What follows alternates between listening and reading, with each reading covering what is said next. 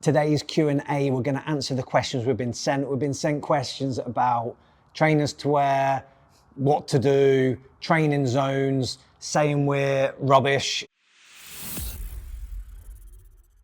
This is our first Q&A, and it's actually good to interact with who are actually enjoying our videos. We'll get through as many as we can, and we'll kick off straight into it with, right, we got asked this one by quite a few people. So this one was just about what trainers we wear when we're doing Hyrox. So really quick on that one.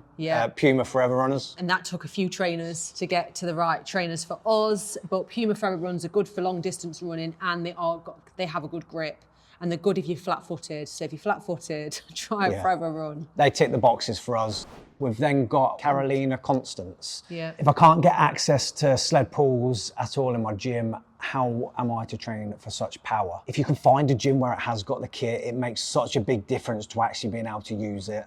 If you can't, then it's doing things like bent over rows, deadlifts, anything for your back and posterior chain where you're going to pull. Part of that's going to come down to the technique that you're going to use for doing the sled pull. Yeah. If somebody's squatting into it and then walking back with it, that's different muscles you have to work with. Somebody's there pulling it with their arms. Most people do the way where they're squatting it and pulling back a bit. So it's mainly legs. Yeah. So it's then going, what can you do in your gym to train your legs and posterior chain and glutes and hamstrings and that? So you are looking at things like deadlifts and variations of deadlifts. If you squat down low before you do the pull, which I don't think that's good an idea because it's slower to get it going, then you'd want to do plenty of deep squats as well. But yeah, I'd probably swap to add in more rowing variations, bent over rows and deadlifts. So you can do pull downs, pull ups, seated rows, T-bar rows, bent over barbell rows, things like that. Pull-ups would be good. If you can do pull-ups. Pull-ups are great.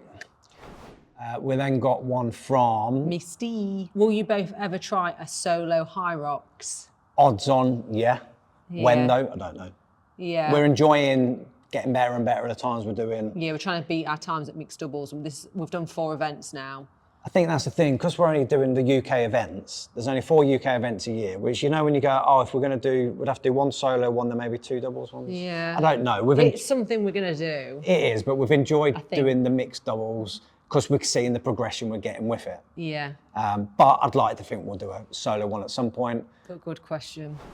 This one comes from Mrs. SC Grant. Yeah. How to get Hyrox tickets on sale day. Everybody wants to do them. They sell out in the UK so quick, it's ridiculous. The only way at the moment is if you're a member of a Hyrox affiliated gym. The only issue with that is there might not be a Hyrox affiliated gym anywhere near you. So if you can't be and you're not, then it is just on the day, just trying your best to get them. Hopefully though as well, Hyrox will be putting on more UK events. Yeah, they will. That's a bigger solution for everything as well. Yeah. They've just added in an extra day for Hyrox Birmingham. Yes, they did, on a Friday. And I think they'll just keep doing that. There won't be 1-day events anymore. A lot of them are now 2 days, 3 days. But yeah, I think most people would love one in, again, I'm just thinking of the UK, because we're in the UK, one in Ireland, and then you're looking at one in Newcastle, and just different places around the country to make them more accessible and more tickets available. We had a few questions about Zone 2 training. We'll do a separate video on that because we've had a lot of videos on it, a lot of questions on it, sorry. Yeah. One of the main one was how to tell if you're in Zone 2. We'll answer that one quickly because that one's really easy. Yeah. If you're not going to get lactate testings, which most people aren't because you're going to have to go to a lab and have them done, just do the talk test, really simple. Can you talk while you're doing say it's your run, can you talk while you're doing it? Yeah. And is it uncomfortable to talk? If you're there having a nice leisurely chat, you probably could work a bit harder. If you're there and you're struggling to maintain a conversation, you're probably going too fast. So the way you should be able to tell, if you're on the phone to somebody, that's my phone, if you're on the phone to somebody, they should be able to tell that you're on the phone and exercising, not just sound like a complete normal conversation. Yeah, so breathy. That is the easiest way to tell if you are in Zone 2. Oh, this was one of my favourite ones. And this is from Steve. You're not top Hyrox athletes and you're both slow.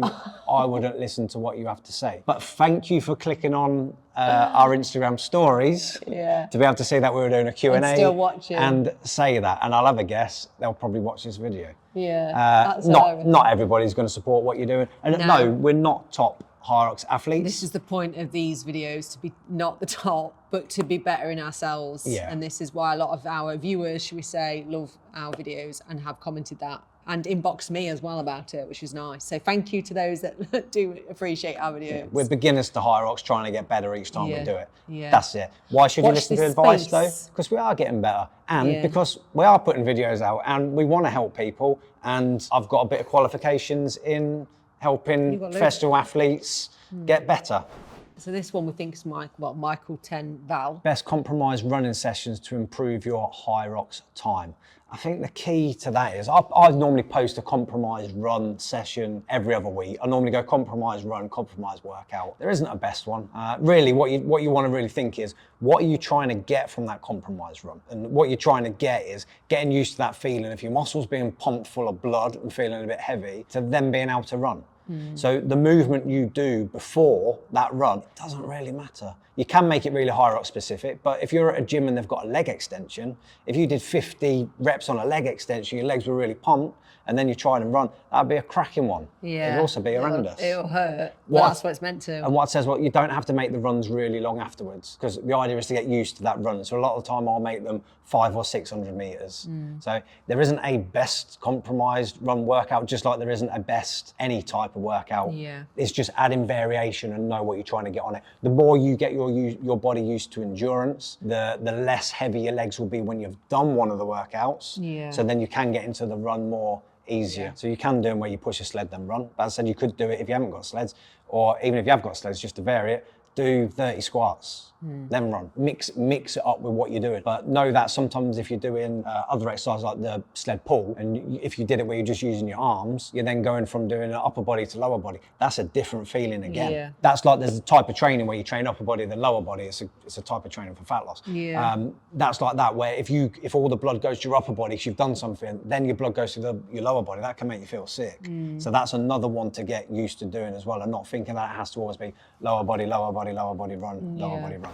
We've had a bit of a juicy one here from Ian that says, do you ever fall out while you're training together? That's not even on there. Ian hasn't even asked that. You've just made that up right now. Why did you, Right. why did you play the game? Why did you not do that? We'll answer the question. Why would you not do that? Because you want to answer. You want to Why know didn't that you just question. go- Do we fall out in training? Yes. Have we? I get ratty when I'm training because I'm focused on what I'm trying to do when I'm He's training. moody. And I'm like that. Yeah. I'm focused, I'm doing what I'm doing. Yeah. If somebody's asked me something or telling me something, I don't really care. I don't want to know. I'm doing what I need to do. We don't fall out, we just don't it. really speak, do we? Nah, You just stay in don't the fall out. zone. I just want to get on and do what I'm doing. Yeah, sometimes you'll That's get in the it. way and I'm like, oh, move. Anyway. Anyway, back to the real questions. Questions from Ian Hutchinson. So it's, how far do you advise for zone 2? Again, we said we've had quite a few ones on zone 2. When you're a beginner, just do a shorter distance and start to build it up. The more you train, you want to be getting that to an hour. The minimum effective dose really is going to be half an hour, but the better you get, you're going to need to do more. So you then want to be building up to an hour of zone 2, then pushing up further and further. It will come down to the amount of time you've got to train as well. Really quick on that. If you've got plenty of time to train, you make 80% of your training easier training, zone 2 type training, 20% hard. We'll leave it at that for zone 2, and we'll do a separate video on it. Yeah. This one was actually a comment on a post rather than a question from Ollie James. What would you say is the stimulus of these workouts? A lot of the time, the stimulus is dictated by the duration you're training for, of what you're doing, and then the rest that you then have. And intent is key. You can do a workout where you just do all the stuff over and over again at a steady pace, and that will be more of your slower, steady stimulus you're looking for, is the same sort of stimulus as zone 2 train of building your aerobic base. If you took those exact same circuit of exercises and did them flat out as hard as you can for 7 minutes, and then had a 4-minute rest and repeated it, you're not working the bottom base, you're now working up the top point of your VO2 max. If you're doing one of the threshold runs, you're not working your base, you're working that bit in the middle. So the thing to think, it's like a triangle, and we're trying to make your triangle bigger like that. So it's wider at the bottom, it's higher at the top, and the sides are coming out with it. So intensity and what you're doing will dictate the stimulus that you're getting from a workout. Jess Amy 1606. As a complete beginner, where do I start? It's so overwhelming. No, but I hear you. It is overwhelming.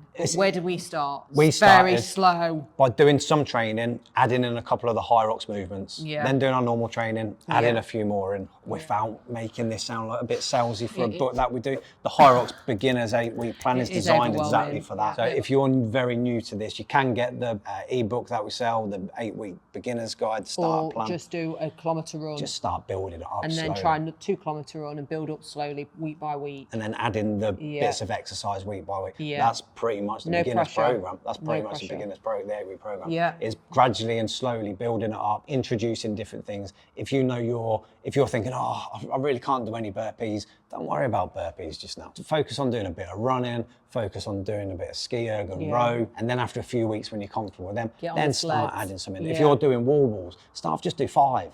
Have a little rest, do 5. Don't be thinking, oh no, I need to do 100 of these. Just break things down. So start with the real basics and then build it up.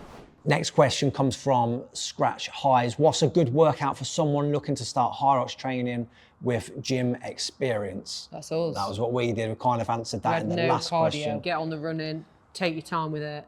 Yeah, it depends what training you've done. If you've done lots of running, then you're going to focus on some of the other elements, focus on getting stronger on the movements. If you've done no running, you're starting off doing your running and then building it up and adding things in. Just because you've done a lot of gym training, like we had, definitely doesn't make you a good runner. You need to be running to be a good runner. And even with doing the gym training, it helps with stuff. It doesn't help me do 100 wall balls because I haven't got the endurance from doing my gym training because I'd only do low rep gym training. Yeah. So start building endurance with what you're doing. And watch some other videos for help. This question's from Her Professor, how to train to be a faster runner. Right, watch the video that we did on 3 top tips for running. Yeah. Something like that. Yeah. If we can link it in or tag it in, we'll tag it in. Basically, slower, longer runs, threshold runs, like 30 minutes, 45 minutes, and then VO2 max. Ridiculously fast. Faster runs, so you're working that spectrum, but the majority of it being the longer, slower runs. Again, that 80-20 split that you're looking at, not every session hitting it hard. MR Waldham, incorporate strength training, especially with the 3 main lifts. What sets and reps recommended? Oh, I could do a whole video on that. I'll make this quick, but we could do a whole video on sets and reps for training. What I'd say for most people is do you need to get stronger or do you need to build your endurance? If you need to get stronger, then you can be working from 5 reps down up to 8 reps really. Could go as high as 10.